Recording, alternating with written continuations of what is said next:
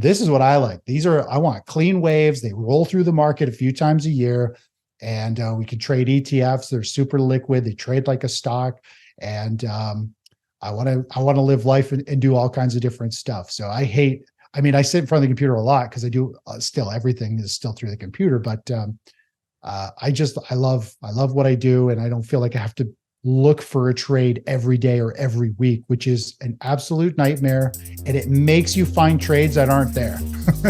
This is the Passive 25K podcast, a podcast built around the vision of creating wealth through passive income for ourselves and others. The idea of creating income while you sleep seems like a dream come true, but for most professionals, turning this into a reality is a different story. On this show, you will hear real people breaking passive income streams down to the basics, giving you the next steps to start your own passive income journey. If you're new to the show, my name is Kyle Reedstrom from Fargo, North Dakota, where I get to work with my team of agents and investors each day to complete our goal of $25,000 a month in passive income. Now, let's get right into our next conversation. This is the Passive 25K podcast with Kyle Reedstrom. We are the home of Passive Income University. We help working professionals with one source of income start and complete their passive income journey. Find us at p25kg.com. We love to have these conversations with you. Click the button. Let's talk about your game plan. But today, we take a look into the topic of asset reinvesting. Chris Vermeulen is our guest. He founded a site called thetechnicaltraders.com, shares a different way of investing. Is what we're being told about how to invest wrong? Chris is here to tell us. Chris, glad to have you on the show, man. Hey, thanks for having me, Kyle. I love your podcast. It's great. Yeah, thanks, man. And we're really excited, Chris, whenever I get to talk about something, I want to say new, because it is kind of new to me. I'm seeing this way that you're doing things with new eyes. And in your own words, first, I want to really let you introduce yourself to our audience. You have wrote the book called Asset Reinvesting. Tell us kind of how you got there and into this specific topic. Sure. Yeah. So kind of high level story is just like a lot of stock market investors or, really successful people. It's something I started back in high school when I was a kid. It was just a passion. Kind of stumbled across the stock market in my finance class in high school. And we had a stock market challenge, and we entered the stock market challenge. Back then, you'd open the newspaper and, pick out of the thousands of symbols on those back pages. And our classroom ended up making $185,000 in a semester. And that was it. I was just like, well, that's what I want to do for a living. I don't have to do anything. And so I naturally just kind of gravitated towards that being my passion. I started to learn about it. And it wasn't, I swear, like a couple of weeks later, my dad got this booklet in the mail from Larry Williams. He's like a top professional trader in the futures market. He's got trading indicators named after him. And I read this little booklet, this marketing book to get you into kind of trading futures. And I said, Dad, I want to do this. Let's open up a futures account. I really didn't know what the futures were, the power of them. He's like, no way. My dad was big into real estate. He's also a denturist and had a hearing clinic as well. But so anyways, I just kept learning about the stock market. He's like, just keep learning if you want to do it. And I ended up going off to college, sorry.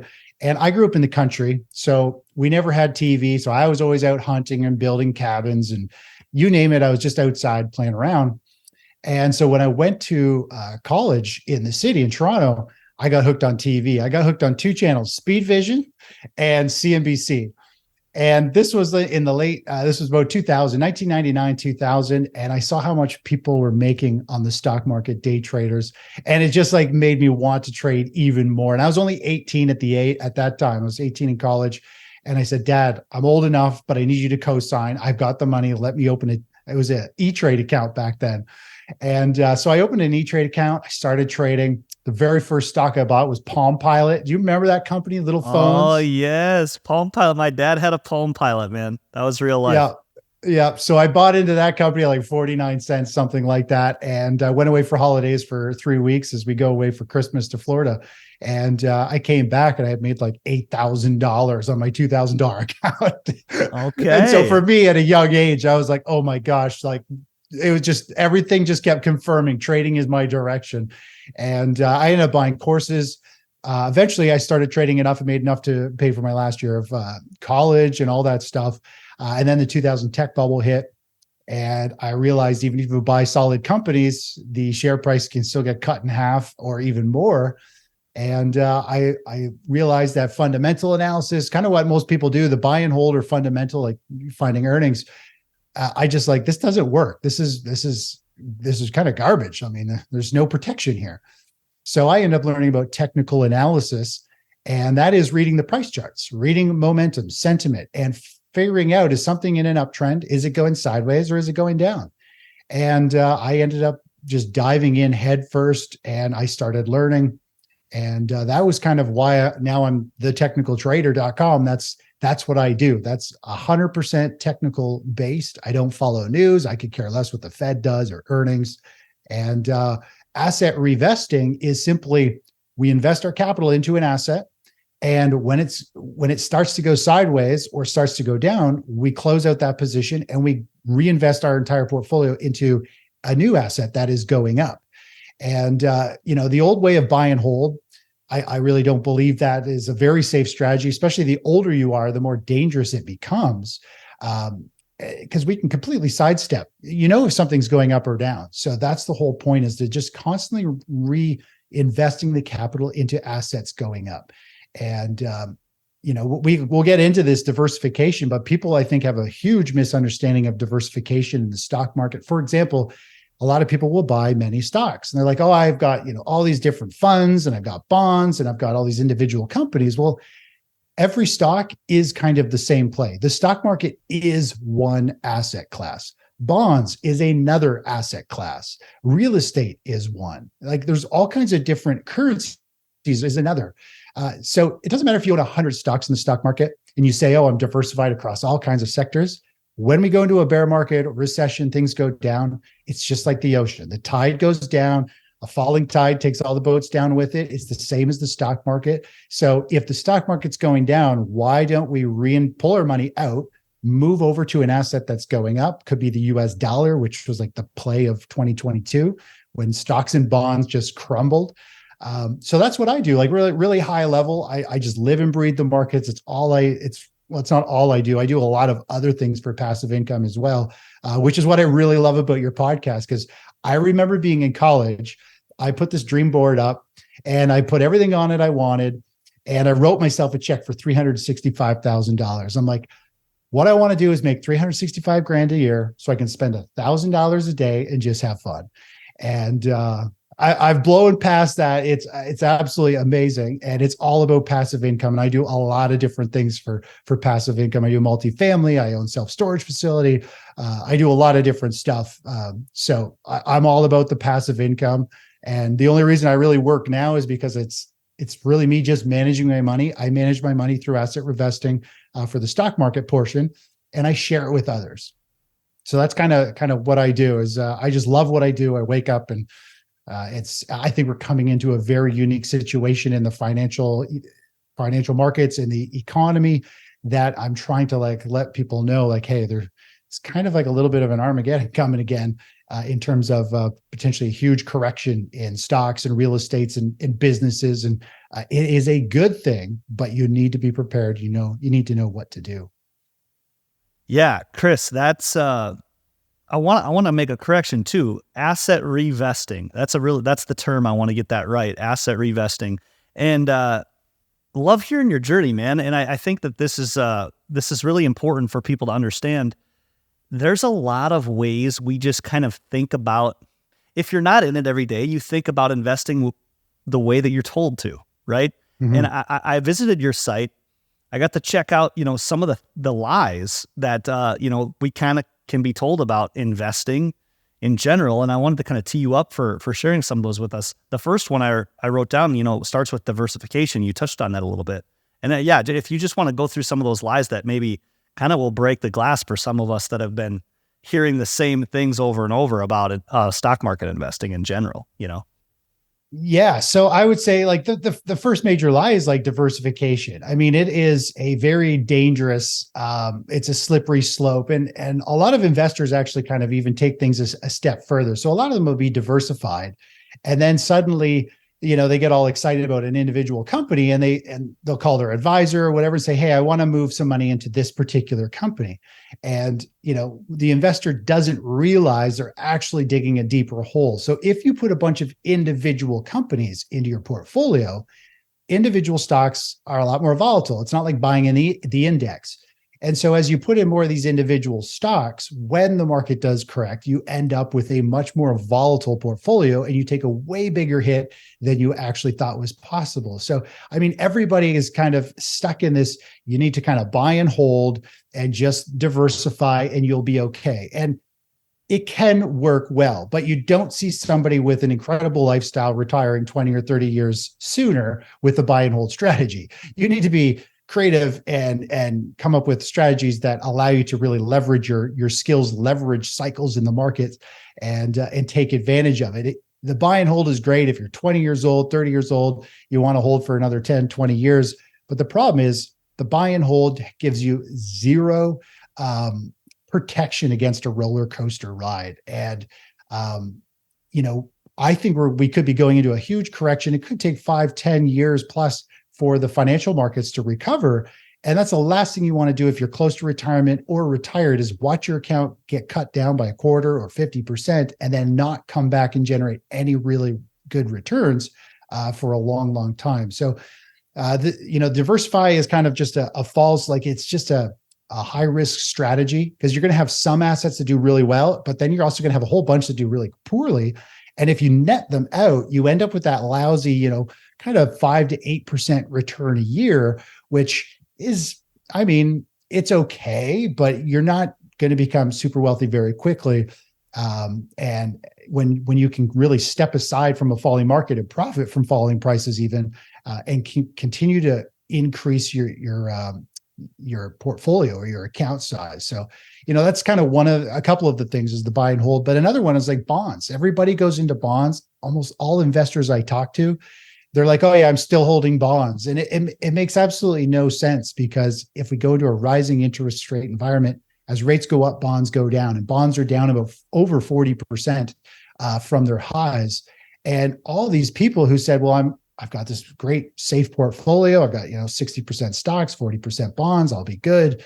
Both bonds are down more than the stock market, much more than the stock market. So, just using these old rules that are based on strategies from literally like 30, 40 years ago isn't really smart investing. It's just the lazy way. The financial industry has brainwashed everyone to think buy and hold is fine, just diversify, have stocks and bonds, you'll be okay. But really it's just the way the financial system and the financial markets can make a lot of money, because every investment model out there, ETF and advisor, are taught the same things. If everybody puts their money in, they'll get a piece of their portfolio. And if you don't have to trade it, you don't need any skills, and you just get to take that investor's money, 1 or 2% of it every year. So I'm very much so against, buying and holding and letting your money really just go through that whole roller coaster ride.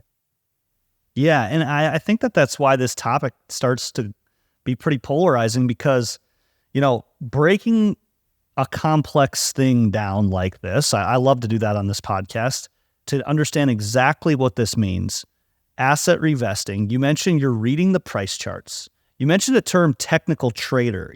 That's, if you define technical trader, which I know your site is thetechnicaltraders.com, that just means you're not paying attention to a bunch of the headlines and you're just watching price charts. And then the other part that I took away from this, and I'm going to have you correct me here, is you're making money when it's going up. You're making money when it's going down. You're able to make money when it's going sideways. This is just you actively adapting constantly to always make money in up or down markets, right? Is this, correct me where I'm at? I'm wrong here, Chris. Yeah, that's exactly it. So the strategy that I call in the book, and I talk about and I explain how it works in the book, is called the CGS, which stands for the consistent growth strategy.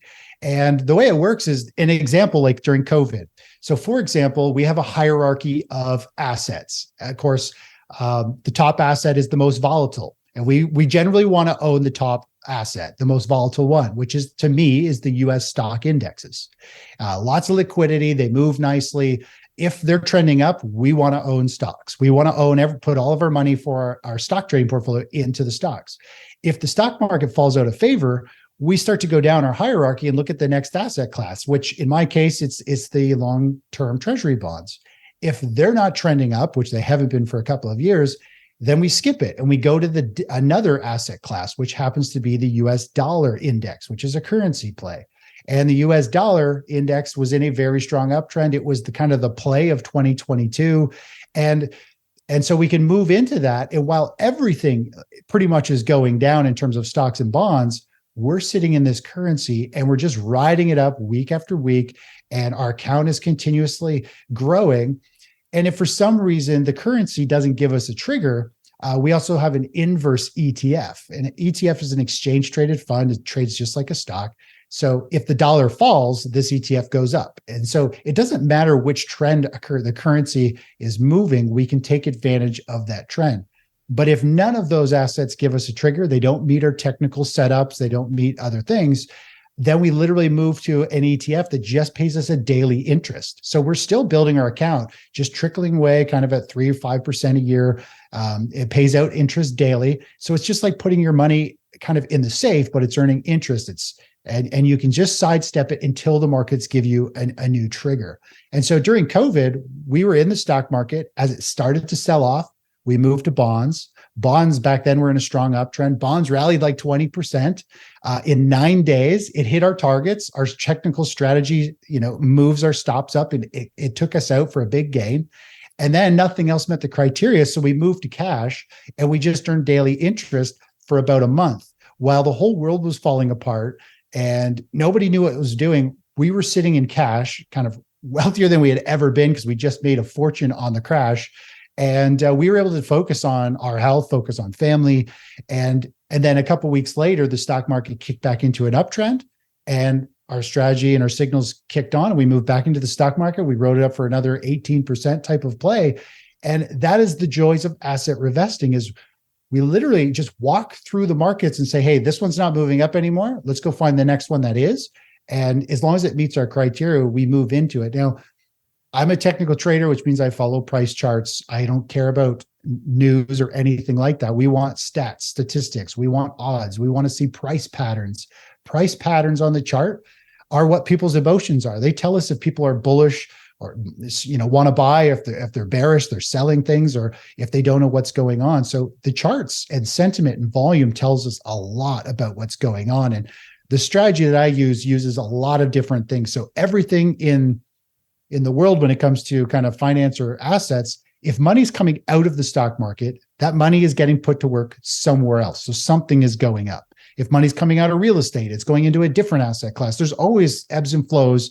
And so all we're doing is we're just slowly shifting 5 to 12, position changes a year. It's not very active compared to a lot of traders out there. So we just literally, the way I like to explain it is, because I'm a surfer, I love kiteboarding. Just think of you're walking down the beach, the ocean, and you see the surfers floating out past the break. That is us. I couldn't consider we're an asset revestor. We're floating out there. And what are we waiting for? We're waiting for a nice, clean set of waves that you can see coming. And then literally we pick the best one. And then we hop on that wave because we can see huge momentum and we can see it's bigger in size than every other ripple in the market or in the ocean. We ride that wave. And when something has a lot of momentum, you can also tell when it's starting to lose momentum. You know when to carve off that wave so you don't get swallowed in the curl. And so that is what we do. We float out there. We actually have our capital sitting in cash 3 to 4 months of the year between trades, a couple of weeks here, a month there, waiting for these sets of waves. And then we're always pretty safe. A lot of chaos in the market typically is happening while we're in cash because I move away from volatility. One thing I didn't mention is our hierarchy. So we got stocks at the top, then bonds, then currency, and our cash position. As we move down that hierarchy, each asset class moves slower and slower. So typically, as the world gets crazier, we want to move to something slower and that has a better odds of trending. And so a lot of people do the opposite when it comes to even in real estate. When the stock market's volatile, for some reason, people are like, it's like the stock market becomes a bug zapper light. there's huge volatility and everybody's like, oh, I need to trade options. I need to trade leveraged ETFs. I got to get in there. I got to make a bunch of money. And it's actually the wrong thing to do. And it's the same with real estate. When there's a frenzy, everybody's like, I got to get real estate. I got to reno. I got to flip. Right. And it's just natural habit of people having FOMO. They feel like there's big movement. They should take part of it. But it's really the wrong thing. You actually want to step back, analyze, figure out what's going on, why, where is the safe play? And you'll realize, well, it's not that safe. So it's best to sit on the sidelines, which is what I do. So we're always really kind of moving against the herd. And it's a weird feeling for people kind of new to it.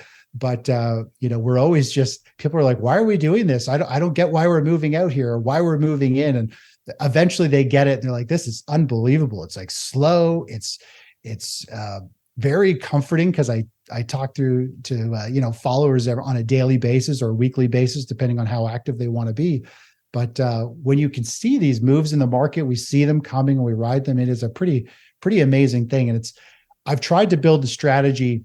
I've really designed it for my own capital and my own lifestyle. I want to look at the computer in the morning and I can tell from my strategy if we're going to have potentially a trade today, or if we're still weeks away from a trade, or if we're a couple days away from a target. That's what I love about it, is I can be like, okay, well, we have no trade at least for a week based on everything that's set up here. So I can go do whatever else I want to do. And of course, I have a lot of different assets, a lot of different things that generate passive income. I can go work in the self-storage and clean up the property, or go check out the rental properties, the multifamily, or I invent a lot of stuff and patent and license products out that I come up with. So I got all kinds of crazy stuff that I love to do. And, I've created an automated trading asset revesting strategy. So people can actually just have the strategy executed for them in their brokerage account as passive income. And I offer that part free to everyone, because if you get out of the way, the emotional trader, you can do very well. But the problem is almost everyone struggles with emotions. They skip a trade, they don't take partial profits, they don't get out of a trade because they don't want to be proven wrong, or they don't want to get out of a winner. You have to take profits, you have to manage positions. You have to just follow strategies. And if you play anything off emotions, you're going to literally, buy it, it's going to tank, or you're going to get out of it and it's going to rocket without you, rocket higher. Emotions are like the ultimate enemy. And when people see how we do technical analysis and we talk about it, like, this is what should unfold, and then the markets somewhat unfold as we expect, people are like, this is unbelievable. It's like, they're already mentally prepared for what the two scenarios are. We're already positioned for it, or we have things in place so that if this happens, then we'll automatically have this position managed or closed out. So it's a very controlled scenario. And I'm all about, the whole passive income. My whole plan was, I always wanted to have, $365,000 a year. And, now we've got massive passive income, my wife and I, from multiple different investments, and it just rolls in. And asset revesting allows that. Like, can be completely hands-free. And the reality is the stock market, and people don't want to hear this who are in the stock market. I think your listeners will probably actually like this, but the reality is, if you are not going to focus your entire life, live and breathe, learn everything you possibly can about the stock market, it usually takes probably 15 to 20 years. You shouldn't be messing around in the stock market if you want to try to actively trade it. And that's what I've realized. I've helped over about 25,000 traders around the world. We've got investors, advisors all around the world, and individual traders. And the reality is, it's a rotating door because people are emotional. And it really is, have something kind of somewhat managed and done, because you're just not really going to, do well. That's the brutal truth. I mean, there's a bunch of studies out there that show in North America, Taiwan, and Brazil, there's a whole whack of studies. If somebody trades for 300 days or more, even during a bull market, 97% of them lost money in this study. Like, all they had to do was buy and hold and they would have made money. But as soon as your emotions get involved, you chase volatility, you just get chopped up. And I know the stories myself. I think that it's the coolest thing in the world when it's hot. and it's very quiet in times like this when it's not.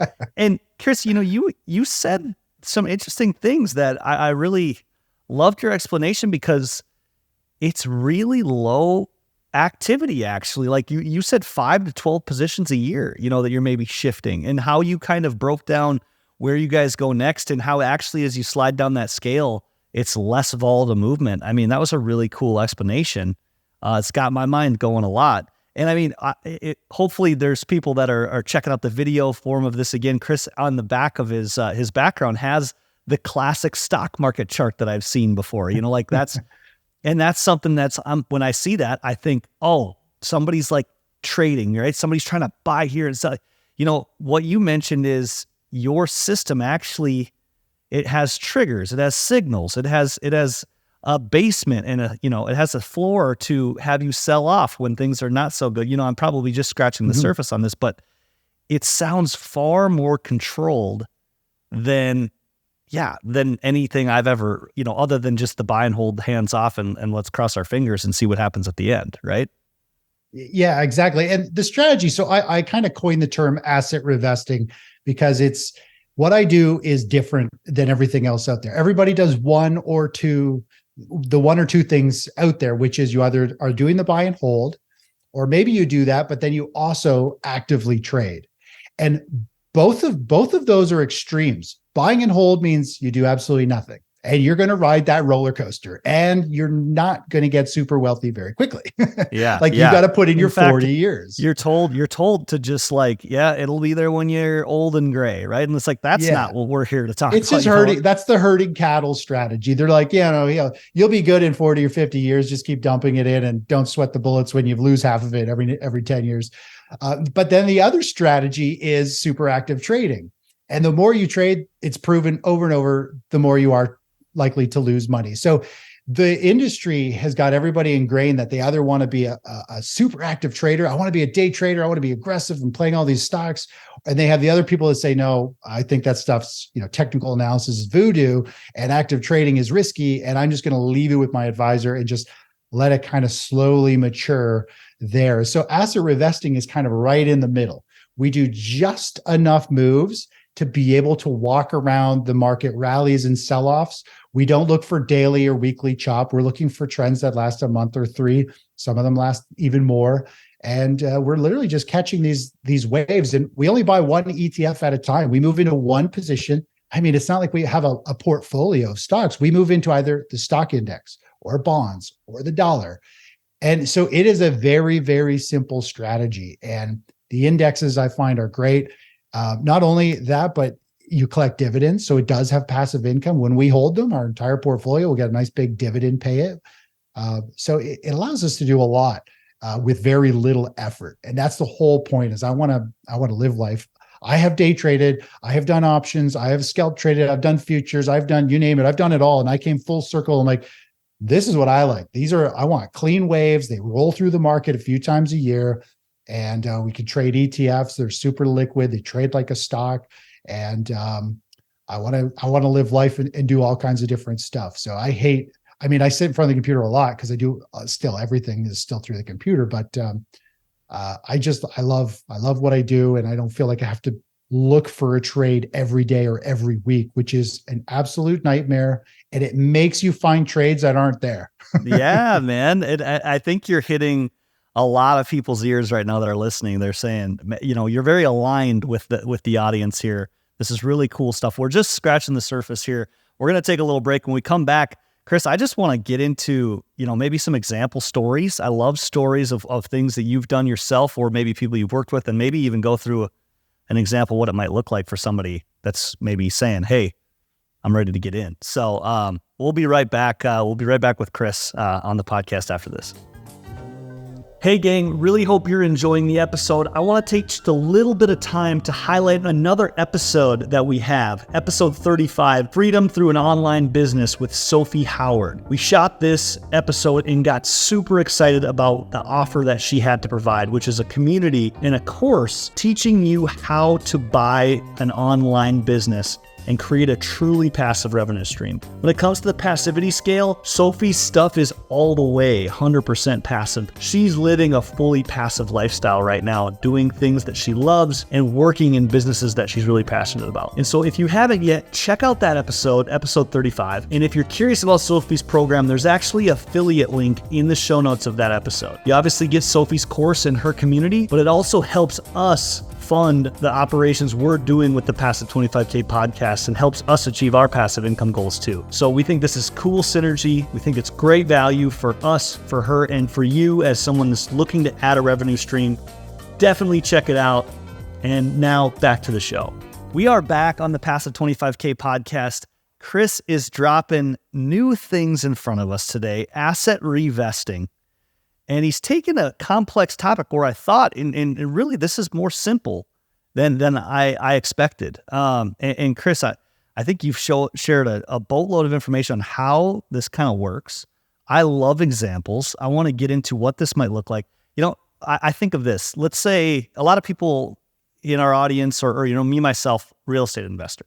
Let's say the market's right, or in our business, I made a determination that we're going to sell a couple properties and we come into some equity that's happened in the last 3 to 4 years, right? This is a common thing. Mm-hmm. Let's say we have $200,000 all of a sudden. And we say, you know what? I want to put this, I don't want to just do this traditional plop it over here, like my advisor says. And I definitely don't want to gamble with it, but I think something healthy like asset revesting could be an option. Walk me through what happens next. Like if I'm listening to this, I'm starting to gain that understanding. How could this work? How do I get started? And then how does it slowly, let's walk through an example of how the market could turn and how we're moving this 200 and where it might go, if that makes sense. Sure. So to me, this is like a perfect scenario just with the current time that we're actually recording this, because I believe we're coming to eventually we're going to have a major market top for equities. We're going to go into a recession. Things are going to get soft. I feel like real estate is pretty high priced. I think there's some, it's probably maybe not the best time to be piling into some real estate. But so if you came into equity, say you liquidated property or something like that, what's nice about asset reinvesting is you could take that money, you could put it with your broker, and or you could put it with a broker that we work with. They'll execute the trades for you. And you can just have it automatically executed that follows our strategy. So the trades that go on are all trades I do in my own account. This strategy is for me to grow my wealth, and I share it with everybody else so we can all take advantage of it. So it's not like I'm firing off trades and just pushing stuff out. This is like real. This is what I am doing with my capital. So more or less, you could let that money just be traded with the asset reinvesting strategy. The strategy right now has got less than a 6% max drawdown, meaning the biggest loss we've ever had on the account has been about 6%. And every couple quarters, our account keeps hitting new all-time highs. So it is a very low volatility strategy. We're protected on the downside. Not only that, but if the markets start to fall, we move to different assets that go up. So as the markets fall, we can still profit. And we're coming into what I think is going to be a multi-year bear market. It's going to be very difficult times, but we can build money through all that by using ETFs. And so you could build your wealth as things crumble over the next 2 or 3 years. And then you're going to have a whole lot more capital to put into place when real estate is back to a fair value. And, there's going to be all kinds of properties to pick from. You can pick the style you want versus right now, you got to take what's available. So it is really a great way to benefit from chaos, benefit from weakness in the economy, the stock market, and build your wealth so that you can redeploy it into real estate. That's what I am super excited about myself. I talk about it all the time to my followers is I cannot wait for the real estate market to reset and give us some opportunity, because real estate really is, I believe the stock market and real estate, they go hand in hand. They're both different. But you put them together and it is like the most powerful way to build wealth. I love owning real estate. The property goes up over time. You need to buy it, at a fair market when we're at a cycle low or something like that, which is where I think we're headed towards. But then, you've just got that way to protect your capital where most people will lose it, right? They'll stay in an investment that goes down. And then, a new bull market starts and they're like, oh, a new bull market starts, but they already wrote it down. They're just going to recoup what they lost. Whereas this is different. It's like, the market is falling, we're making money. And now when a new bull market starts and there's new opportunities for properties, businesses, equipment, whatever it is you want to do, you've got more money than you had before, and you're putting it in right at the beginning of another major bull market for equities and real estate. And you get to not only generate tons of passive cash flow because you're buying things at a good price, you're going to have good positive cash flow properties and investments and high dividends in stocks and ETFs. But you're also going to have the values jump up in value very quick. So you get like a double whammy, right? It's all about preserving your capital during weak times, which I think we're heading into, and then putting it full back into work once the market has revalued and things are fair. Because I think buying now, it might take a long time to start seeing your property values or stock values continue to rise, right? We just went through a huge, massive bubble. And if you look in the States, the biggest wave of like new builds is all multifamily. And I love multifamily, but multifamily is the last pocket of stocks, really, not of stocks, of homes that take off. It's the last little bit that you can squeeze profits out of when things are overpriced and labor is high and materials are high. And every time we've seen the multifamily home permits spike, recession comes right after and everything corrects. So we're coming into a perfect storm to make money during a collapse and reinvest into your favorite assets, in a year or 3 years from now. Real estate is a little bit of a delay. So the stock market could tank.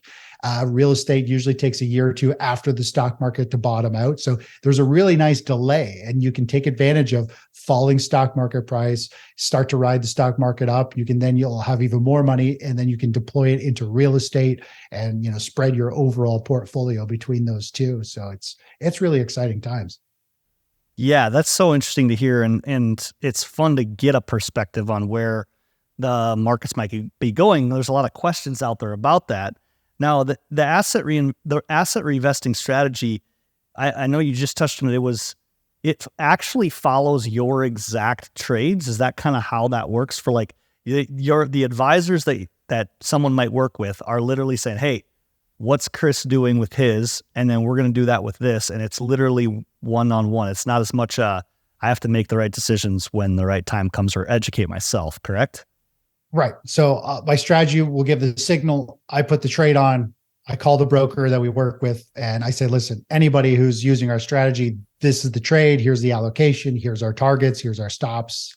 Okay. So it literally is a hands-free passive income stream for somebody who doesn't want to actively trade. And so I deal with two groups of people. I deal with the people who want to be active traders and they'll execute the trades themselves, which most of those people get in the way. They start skipping trades and they're great at messing things up. And then you've got the other people who don't know enough about trading, who it works out in their favor. They're like, well, it's just too much for me. I just want it done for me. And they're the ones that have like this huge epiphany. They're like, oh my gosh, like the markets will sell off for a week. And they're like, I was scared to log into my account to see what my account was worth. And they're like, our account went up while the stock market crashed. So like, this is unbelievable. How did we do that? Right. So it's like, if you can just get away from, you don't need to learn the markets. You don't need to get your hands in there. The whole reason I'm doing it is try to be as passive as possible. I want to trade the least possible. I want to follow. I don't want to have to follow the markets every day. Right. And one of the guys, so in 2022, the markets, stocks and bonds sold off like 25%. One of our members, John, he wrote in and he said, this is unbelievable because our accounts kept growing. He says, there's a piece of property behind my house. It's 40 acres. I've coveted my entire life. It came up for sale and I was able to buy it because I saved my money. I didn't see it crash. And now I have this 40 acres that backs onto the rest of this block in the country. It's got this river. I mean, he told all the members, telling us just how it's been life-changing if he was with an advisor, he would have lost 25% of his account. Instead, he spent just a portion of what he would have lost. It bought the property he always wanted. And he's just like, it's unbelievable when you know how to navigate and manage your money. And, that was a huge thing for him going, this is crazy. I've been an active trader my entire life. And I realize active trading is dangerous and I'm an emotional individual. And most of us are. The more you trade, the more emotional you're going to be. The markets have a great way of getting into your head. So, yeah. Yeah, and in that makes sense too. That's the cool part. This is truly can move into that passive income category, which we try to ask. That's the podcast. We want to see how active can it be, how passive can it be, and then just talk to me one more time about the 6% loss. That's kind of like that's your lowest that you're saying. Like you might experience some volatility, but that's kind of where you draw the line, right? Is that a guarantee, or that's just kind of how the strategy protects? There's no guarantee in investing, but Yeah. So more or less a max drawdown is if your account, is 100,000 or say it rallies up to $100,000, the value, the biggest loss we've ever had from our highest account has only been, a $6,000 decline before we start growing again. So, the stock market is about the stock market's about a 50 to 85% drawdown, depending if you're in the NASDAQ or the SP 500. The stock and bond portfolio, the 60-40 blend, it's about a 40% drawdown. So, for us to be at 6%, that's, it's a very small, and we've got very interesting ways to kind of navigate it and protect our capital. And that to me is the most important thing. People don't realize, a lot of people get into trading strategies, investing. If you went to most investors and you say, what is the max drawdown your portfolio or your strategy has? They'd probably be like, I don't know what it is. And if they go to ask their investment advisor, they're not going to like the answer. The advisor is going to be like, well, this strategy has had, 40+% drawdown. And they're going to be like, what? I'm risking 40% of my money. Most investors would literally be floored that their advisor has got them in a stock bond portfolio. Nobody wants to lose 40%. It could be coming right around the corner. Not saying it is, but investors have no idea the risk that they have in their portfolio. And I want to completely mitigate that. So long story short, my parents were entrepreneurs, and they did exceptionally well. My dad retired in his 40s. He was huge into real estate. He had over 1,600 properties across Canada at the time, him and his partner. And they retired. But of course, an entrepreneur has to be back in the game. He got into another business, but with the wrong people who literally took all the money and just vanished. And we went bankrupt. We went from living high on the hog to full-on bankruptcy. And I was in my 20s. And so I learned at a very young age that you can have everything in life and it can be gone with one bad decision, especially if you put all your eggs in one basket. And so I learned that, and I have been very defensive. I could probably grow my money a whole lot faster if I was a little more aggressive, but I am completely happy where I am. I love the returns that I generate, and I don't like losing money. So I will just continue to build my wealth in the most consistent possible way possible, which is stock market, real estate, all kinds of different types of real estate, other businesses that I invest in. I like to diversify business models, different strategies. I don't want to diversify stocks. I just buy the index. That's full diversification right there. Yeah. Talk to me about lifestyle, because I love that you're bringing that up consistently. And the thing I think about with, trading or anything investing wise like this, your money's tied up and you're growing it. Yes. But how do I get a hold of it? Right? How do I pay my mortgage with it? How do I pay my bills with it? How do I fund my lifestyle with it? That's kind of always been the, hey, cash flow versus stock and, investing over here. Talk to me about how do you take a withdrawal rate, or do you wait till you maybe have some of those big wins and take cash outs? How does that work in your world? Yeah, well, my particular role, because I run a financial newsletter, I have that running as an income stream. Yes. Okay. So I pull a salary from my company. And so that's how I go. So pretty much all my other passive income, I just let it build up and then I reinvest it. So I take a salary just from my newsletter. So that's the way it goes. But more or less, yeah, the money just kind of rolls into the accounts and then, go to put it to work. Right now, I'm very, very cash heavy, kind of waiting for, a little bit more of a financial reset to really deploy it. Cause I think right now at 5%, 5+% in the bank, it is not bad, because I think there's a lot more downside risk than upside potential right now. So more or less, I'm slowly kind of raising with my other companies in different businesses. We're sitting very cash heavy until there's an opportunity. We'll just collect our interest for now, and then we'll be able to reinvest it when mostly real estate and the stock market are corrected. For example, in 2009, when the stock market corrected, I moved into an ETF with my money, it was paying 16% dividend, and it doubled in value over the next 2 years on top of that.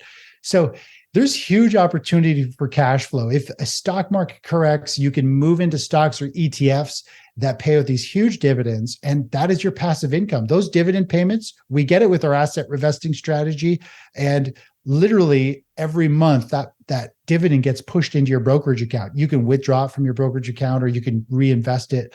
But that's the nice thing about, even the stock market. It does pay you a monthly fee if you're in the indexes or certain assets too. So it is definitely a hybrid version. Most people kind of shy away from the stock, a lot of people, because it seems daunting. But when you look at it from the view that I look, which is like, there's stocks, there's bonds, there's currency, there's cash. We know when to move from one to the other. We've got systems in place to tell us, when there's waves of money moving in a particular direction into a specific asset, and we just hop on that. And it doesn't need to be complex. All you need to know is which asset's going up. Does it have enough momentum to meet our criteria? If not, we just stick where we are, which will probably be cash. Yeah. And some of the signals and triggers you're talking about, is that developed from you and your team, or is that like online style tool or criteria you've created? How did those signals kind of trigger you?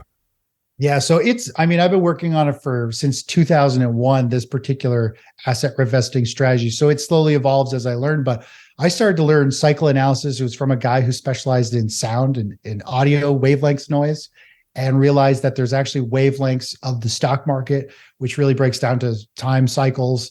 And so I got into cycle analysis. And during all that, I started to learn how every asset is interwoven in certain ways. So for example, if money is nervous in the stock market, it typically goes to defensive, kind of slower moving assets, which is like gold, utility stocks, which pay high dividends.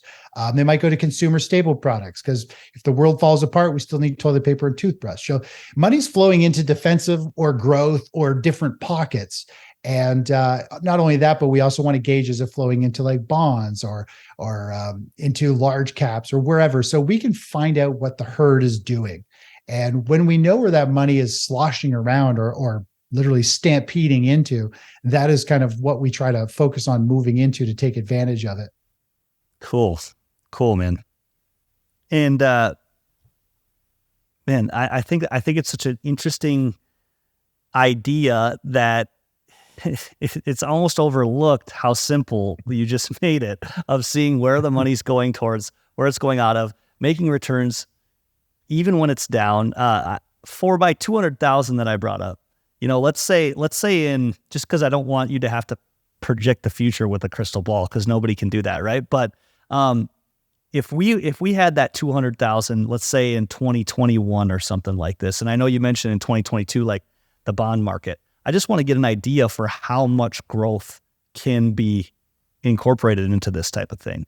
So let's say in 2021, I sell off real estate and we start understanding that we want to move it towards the bonds. That's kind of what I'm understanding, right? Towards the bond market. Well, bonds were tanking. We're actually sitting in US dollar plays quite a bit. Yeah. Okay. So yeah, walk me through maybe how my money would have transitioned through some of these asset classes, and then maybe what I'd be left with here at the end of 2023, just because I want to get an understanding of how much growth can be involved, right? Yeah. So just like any investment, there's really good years, there's slow years. For example, like 2020 was about a 50+% gain. 2022, which the stock market fell, the stock bond market portfolio fell 25%. We only made 5%, but that's 30% different, spread from the average. So we didn't make a ton during the bear market, but we made money. And that's the key, right? Everybody else is panicking. They're downgrading their retirements or their lifestyle, going, I just lost 25% of my account in like 3 months. And here we are pushing new highs. So we have good years, we have slow years. The point is we're consistently growing, and our average return, when you look at it over like a 10, 12 year window, it's about 15% a year. So, I mean, it's a nice return. So many people get into stock trading and they swing for the fences. They want that 50 or 80 or 100% a year. I'm like, people just don't realize the true expectations, like how the market works. And if you manage your risk, you can't make that kind of money without some serious luck.